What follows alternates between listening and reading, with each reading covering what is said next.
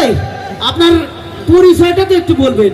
কি আমার পরিচয় ঠিকানা কি জানি না, এ জীবন আমি তা মানি না, মানি না। কি আমার পরিচয় ঠিকানা কি জানি না। আল্লাহ রে, কার ফান্দে বললাম, এই লোকটা তো নিজের পরিচয় ঠিকানা কিচ্ছু জানে না।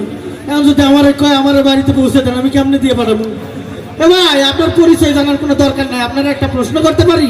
আপনি প্রশ্ন করবেন না আমার